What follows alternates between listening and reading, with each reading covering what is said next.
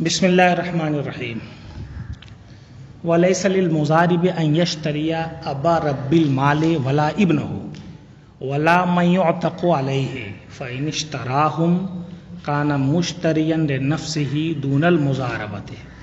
آج عبارت میں پڑھ رہا ہوں، کل آپ کو پڑھنا ہے تو تیاری کر کے آئیے گا، ٹھیک ہے؟ ٹھیک، تو آج عبارت اور کتاب دونوں ساتھ ساتھ چلے گی۔ اب یہاں سے مسئلہ یہ بیان کر رہے ہیں کہ اتنا تو جان چکے ہوں گے کہ مضاربت یہ ہے، یہ شرکت کا عقد ہے، مطلب یہ ایک طرح کا معاہدہ ہے جو شرکت کے اعتبار سے ہوتا ہے، مگر شرکت کس چیز میں ہوتی ہے؟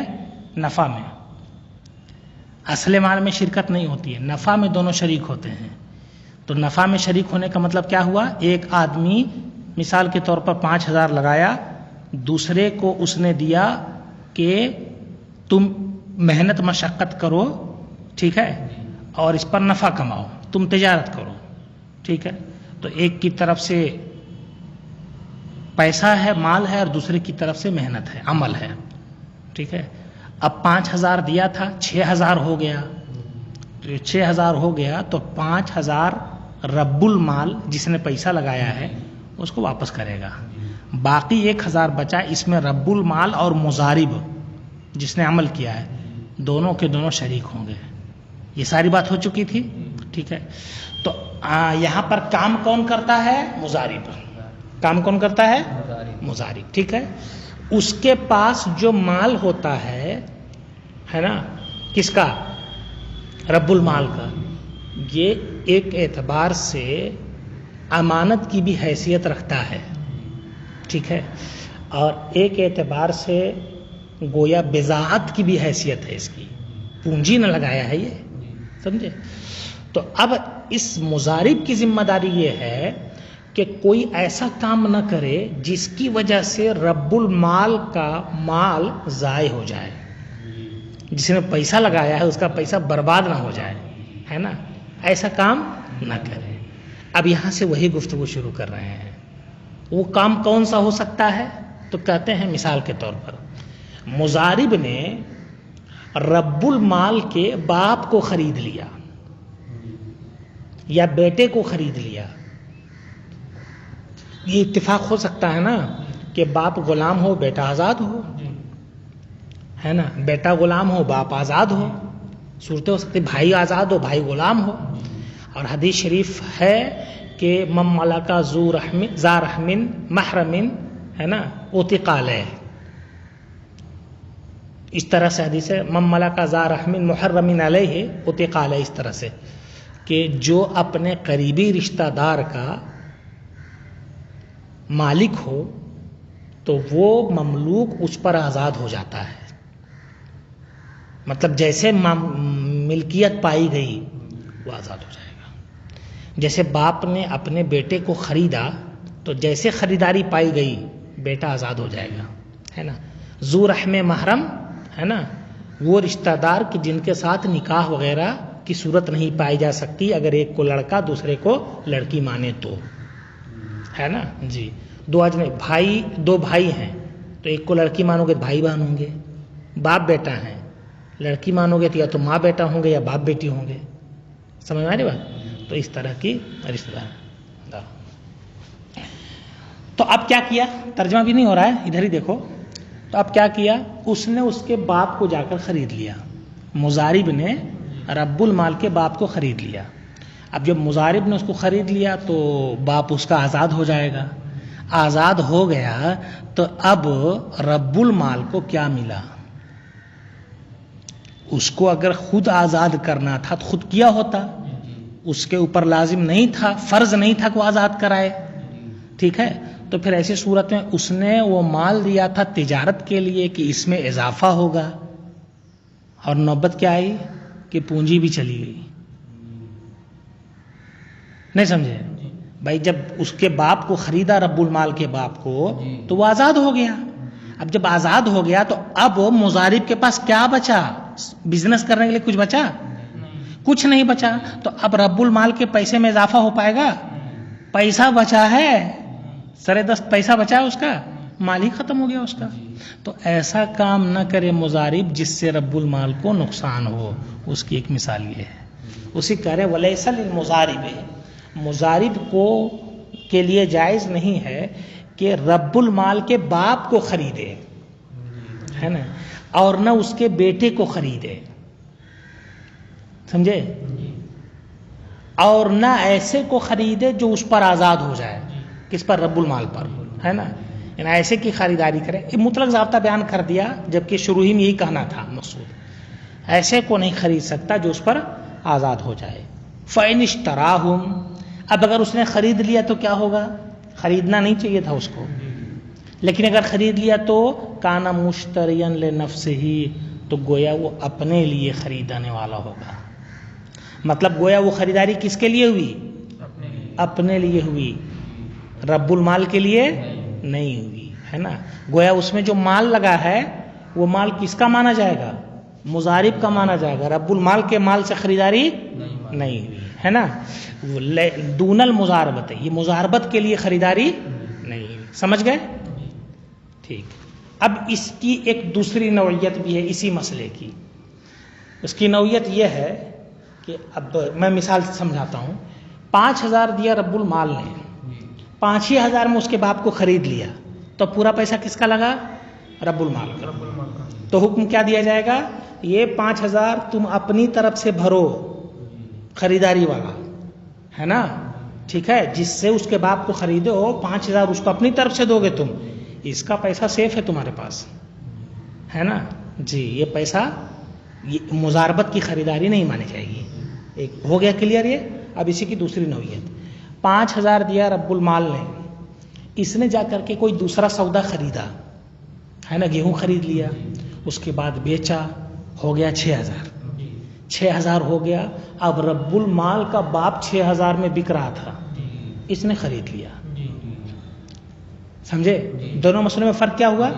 دونوں مسئلوں میں فرق یہ ہے کہ پہلی صورت میں پونجی ہی سے خرید لیا، ہے نا، اپنی طرف، مطلب اس میں کچھ اضافہ نہیں.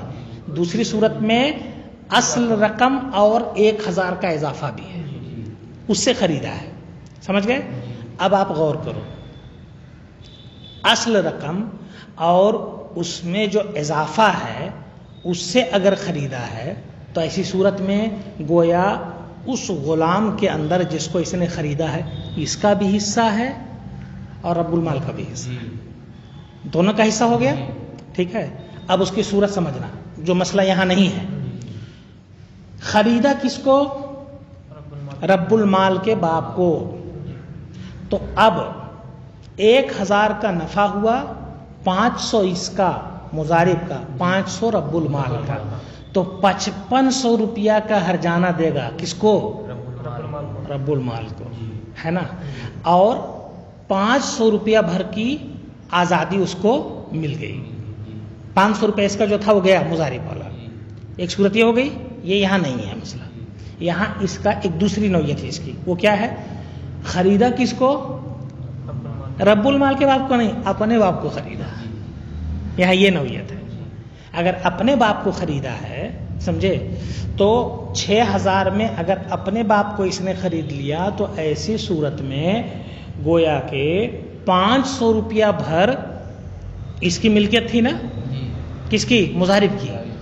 بھائی نفع 1,000 ہوا، 500 دونوں بانٹیں گے، تو 500 روپیہ بھر مضارب کی ملکیت تھی، اتنے بھر اس کا باپ آزاد ہو جائے گا، کیونکہ ذو رحم محرم ہے مضارب اور اس کا باپ.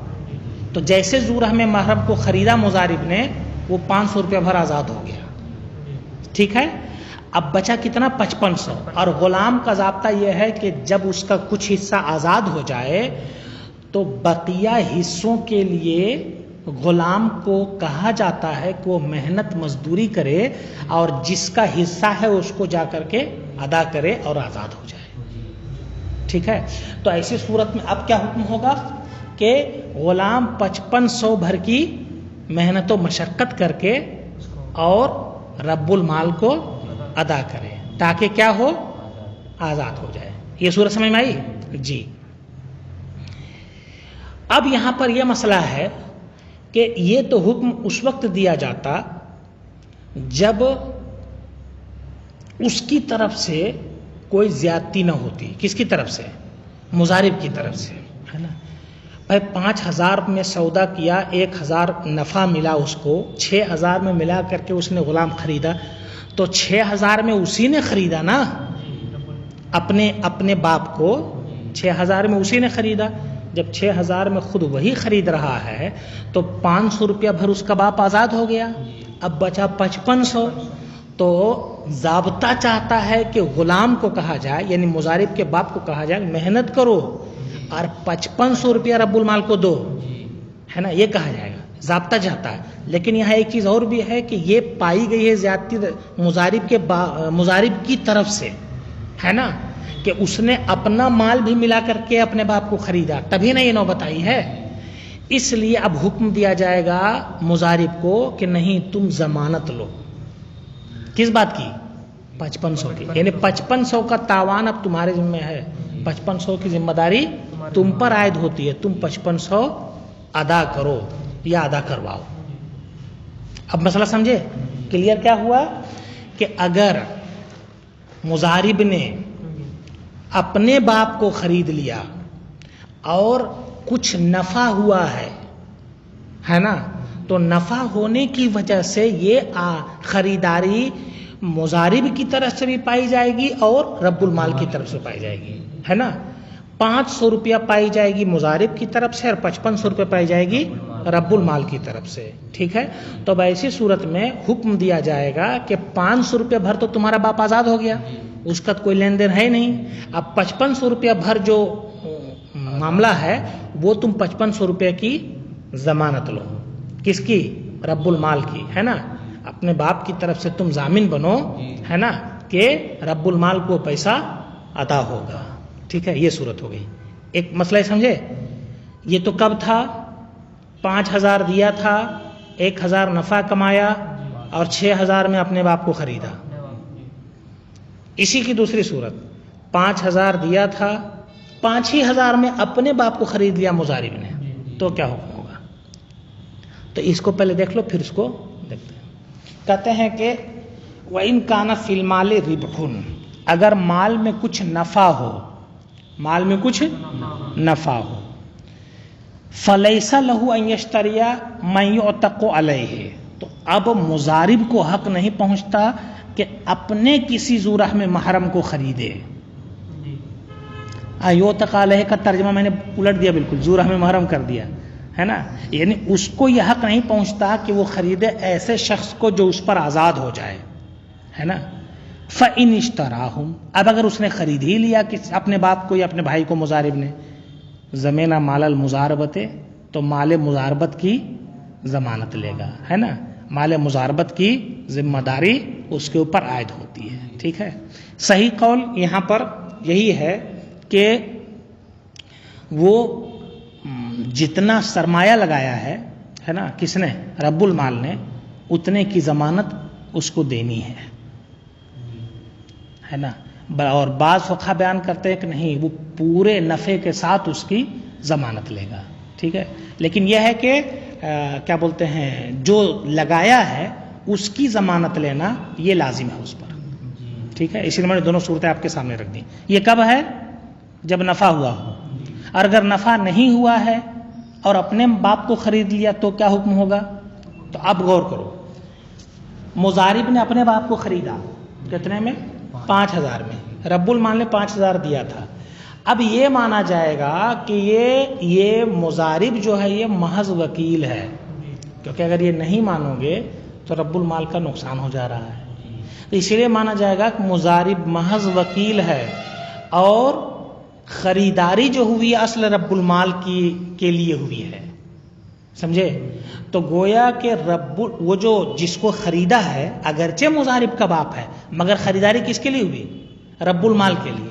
تو رب المال کا باپ نہیں ہے نا، لہذا وہ آزاد نہیں ہوگا. سمجھے؟ اب وہ آزاد نہیں ہوگا. یہ خریداری صحیح ہے، مضارب کی یہ خریداری صحیح ہے. اب جب وہ آزاد نہیں ہوگا تو اس کا کچھ نقصان نہیں ہوا تو وہ تاوان اور ذمہ داری بھی نہیں لے گا. سمجھ میں آئی بات نا؟ ٹھیک ہے. یہ ایک صورت ہو گئی. ٹھیک ہے. اب یہیں پر ایک صورت اور بن جاتی ہے مسئلے کی نوعیت. وہ یہ ہے 5,000 اس نے دیا 5,000 میں غلام خرید لیا مضارب نے، تو خریداری اپنے باپ ہی کو خریدا، اس کی طرف سے پائی گئی، رب المال کی طرف سے، ٹھیک ہے، خریداری ہوئی نا، سودا ہوا، اس کو پیسہ اس لیے دیا تھا کہ خریدنا اور نفع کمانا، اسی لیے دیا تھا۔ اتفاق یہ کہ 5,000 میں خریدا تھا، ابھی تک تو وہ رب المال ہی کا مانا جا رہا تھا، نقصان کچھ نہیں تھا، اب اس کا دام بازار میں 6,000 ہو گیا، بڑھ گیا، خریداری کے بعد ہوتا ہے نا، مال کا دام بڑھ جاتا ہے، تو جب خریداری کے بعد بڑھا ہے تو اب کیا ہوگا؟ اب یہاں پر دیکھا جائے گا کہ جتنا نفع ہوا، مثال کے طور پر 5,000 کا وہ تھا، 6,000 ہو گیا، تو 500 روپیہ نفع میں کون شریک ہے؟ رب المال، اور 500 روپیہ مضارب، دونوں 500 روپے شریک ہے، تو جیسے ہی 500 روپیہ مضارب کا ہوا، اس کا باپ 500 روپیہ بھر آزاد ہو جائے گا، اور جیسے ہی اس کا تھوڑا سا حصہ آزاد کیا ہوا کہ باقی حصوں کے لیے شریعت اس کو حکم دے گی کہ صحیح کرو، کوشش کرو، کماؤ اور ادا کرو اور آزاد ہو جاؤ، ہے نا جی۔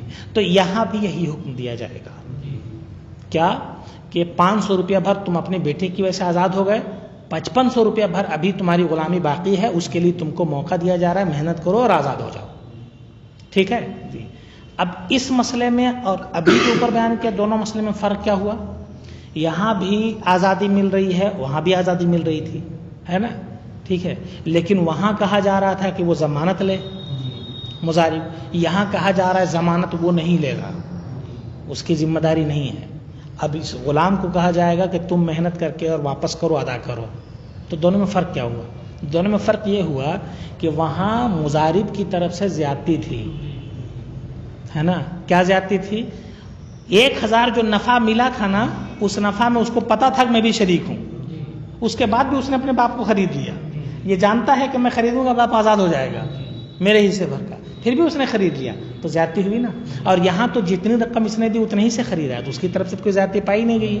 رہی بات دام کے بڑھنے کی، تو یہ مضارب کے اختیار میں ہے، بازار بھاؤ کم ہونا زیادہ ہونا کسی کے اختیار میں تھوڑے ہوتا ہے، دام گھٹتا ہے تو سب کے لیے گھٹ جاتا ہے، بڑھتا ہے تو سب کے لیے بڑھ جاتا ہے، کوئی اس میں عمل نہیں کرتا، کوئی اس میں دخل نہیں دیتا، اور جو دخل دیتا ہے وہ ایک اعتبار سے پوری تنظیم ہے نا، جو ریٹ طے کرتی ہے، تو اس کا دخل نہیں ہے، جب اس کا دخل نہیں، کس کا؟ مضارب کا، جب اس کا دخل نہیں ہے تو ایسی صورت میں اس کو یہاں ذمہ دار نہیں بنایا جائے گا، ٹھیک ہے نا۔ اسی کہتے ہیں وَإِن لَمْ يَكُنْ فِي الْمَالِ رِبْحٌ، اگر مال میں کوئی نفع نہ ہو، جاز لہو، تو اس کے لیے جائز ہے، ان یشتریہم، کہ وہ ان کو خریدے، کن کو؟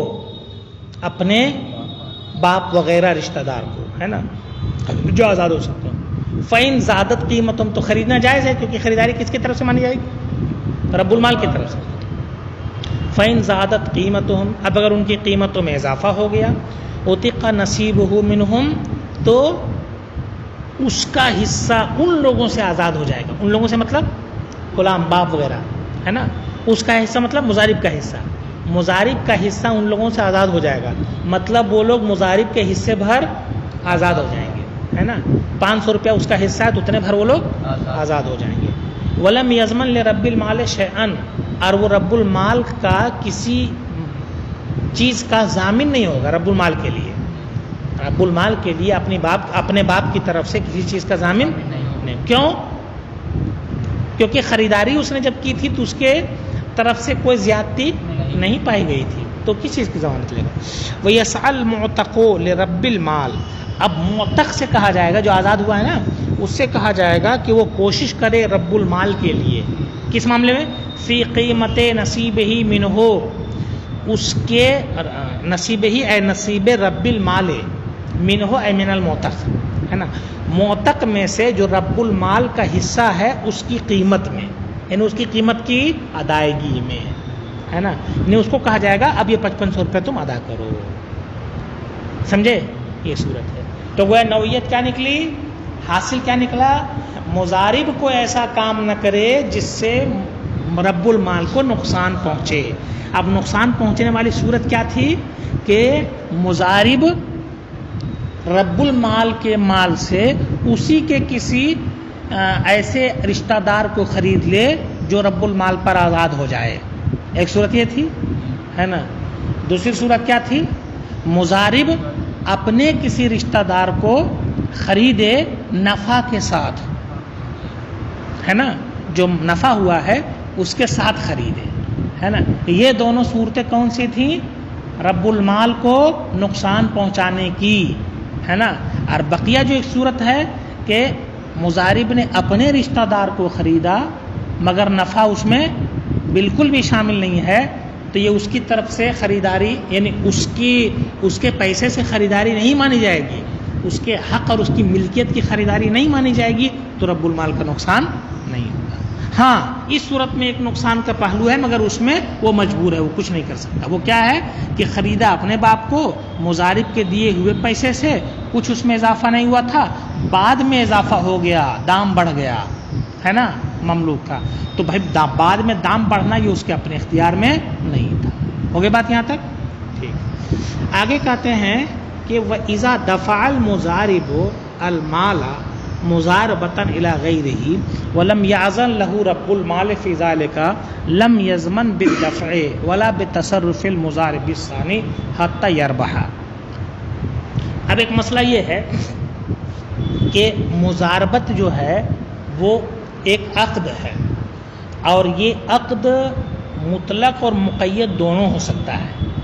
گزشتہ سبق میں آپ نے دیکھ لیا کہ یہ عقد مطلق بھی ہو سکتا ہے، مقید بھی ہو سکتا ہے. مطلق کا مطلب ہے کہ یہ 5,000 لو اور بزنس کرو. مقید کا مطلب ہے 5,000 لو اور اس سے گیہوں خریدنا، یا کپڑے کی بزنس کرنا، یا 5,000 لو اور بمبئی جا کے بزنس کرنا، یا لکھنؤ جا کے بزنس کرنا، ہے نا. یہ کیا ہے؟ مقیدہ ہے. ٹھیک ہے. تو دونوں صورتیں ہو سکتی ہیں. تو اسی طور پر رب المال نے اس کو پیسہ دیا تھا، اور یہ پیسہ دے کر کے اس کو کہا تھا بزنس کرنا، مگر یہ نہیں کہا تھا کہ تم اس میں دوسرے کو مضاربت کے طور پر دے دینا، یہ مال دوسرے کو، یعنی تم مضارب رکھ لینا، یہ نہیں کہا تھا اس کو، ہے نا.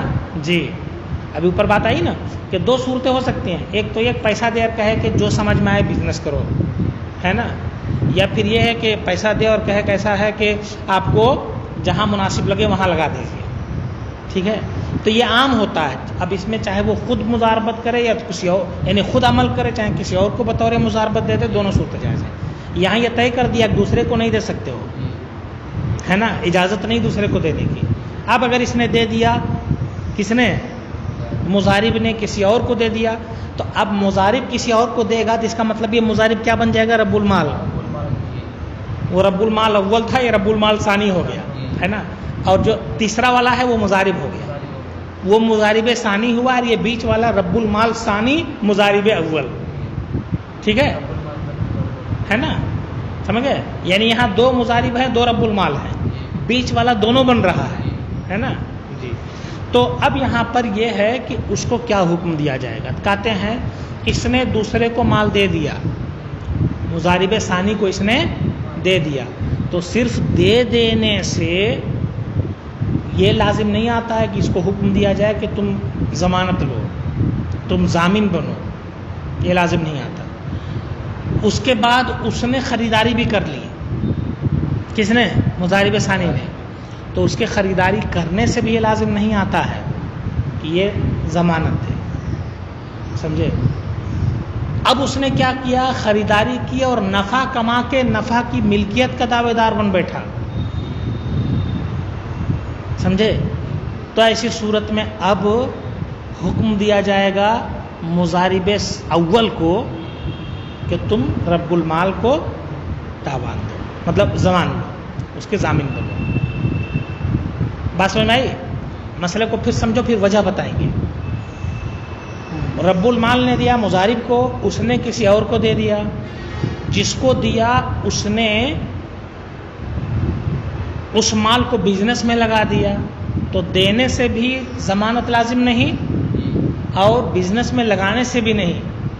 نفع کما کے اور وہ یہ دعویٰ کرنے لگے کہ اس نفع میں بھی شریک ہوں، تب کیا معاملہ ہے؟ معاملہ یہ ہے کہ اس نے دیا تھا، رب المال نے دیا مضارب کو، اس نے کسی اور کو دیا، ابھی دیا نہ ہے، ہو سکتا ہے بطور امانت ہو اس کے پاس، ٹھیک ہے. اچھا چلو, اس نے بزنس شروع کر دیا ہے نا, تو بزنس شروع کیا ہے تو ہو سکتا ہے بطور وکالت کر رہا ہو, نہیں سمجھے؟ مضارب کو بزنس کرنا ہے نا, اور بزنس کے ضابطوں میں سے بھی یہ ہے کہ مختلف جگہ پر لوگ اپنا پیسہ پھیلاتے ہیں ہے نا, اور آدمی رکھتے ہیں. ہو سکتا ہے یہ مضارب کا آدمی ہو, عام لفظوں میں, جس کو ہم وکیل نہ کہیں ہے نا, تو ہو سکتا ہے بطور توکیل اس نے بزنس کی ہو. تب تو بزنس کس کی طرف سے پائی جائے گا؟ مضارب کی طرف سے نا. لہذا گویا رب المال نے جس پر اعتماد کیا ابھی تک معاملہ اسی کے سپرد ہے. سمجھ میں آ رہی بات؟ لہذا ابھی تک تاوان نہیں. لیکن اب وہ جناب نفع کما کر کے اور یہ کہہ رہا ہے مضارب اول سے مضارب ثانی کہ اس نفع میں میرا اتنا حصہ ہے, یعنی اس نفع کا میں بھی شریک ہوں, حقدار ہوں. یہ اگر وہ کہتا ہے تو اس کا مطلب یہ ہے کہ وہ وکیل نہیں تھا اس کا, ورنہ وہ اس کو پورا لا کر کے سپرد کر دیتا اور اس سے اپنی اجرت طلب کرتا, یا جو صورت متعین تھی وہ طلب کرتا, محنتانہ طلب کرتا. وہ نفع میں شریک ہے, اس کا مطلب یہ ہے کہ عقد مضاربت مان رہا ہے وہ. تو اب جب اس نے عقد مضاربت مان لیا تو اس کا مطلب یہ ہوا کہ مضارب کو جس چیز کی اجازت نہیں تھی وہ کام اس نے کیا, لہٰذا اب رب المال کے مال کی ضمانت لے ہے نا, کہ اس کی طرف سے وہ ادا کر دے گا. اسی کہتے ہیں وَإِذَا دَفَعَ الْمُضَارِبُ, جب مضارب مال کو مضاربت کے طور پر دے دے دوسرے کو, وَلَمْ يَعْزَنْ لَهُ, اور رب المال نے اس معاملے میں اس کو اجازت نہ دی ہو, لم یضمن بالدفع, تو مضارب دینے کی بنیاد پر ضمانت نہیں لے گا. ولا بتصرف المضارب الثانی, اور مضارب ثانی کے تصرف سے بھی نہیں. حتی یربح, یہاں تک کہ وہ کیا کرے؟ نفع حاصل کرے. نفع حاصل کرے یہ مطلق لفظ ہے, مطلب یہی ہے بتانا کہ نفع حاصل کرے اور خود کہے کہ نفع میں بھی شریک ہے نا. فَإِذَا رَبِحَ, اب اگر وہ نفع حاصل کرتا ہے تو مضارب اول ضمانت لے گا مال کی. کس کے لیے؟ رب المال کی. ٹھیک ہے, یہاں تک گفتگو ہو گئی. اب یہاں سے ایک مسئلہ چل رہا ہے اور یہ ایک دم بالکل یہ پیراگراف اینڈ ہو رہا ہے نا, ختم ہو رہا ہے, یہاں تک آئے گا, کیونکہ ایک مسئلہ اوپر ہے, اس کے بعد اس کی کئی نوعیتیں, جیسے نقصان والی کئی نوعیتیں تھی اس طرح کئی نوعیتیں ہیں, تو انشاءاللہ اس کو ایک ساتھ چلائیں.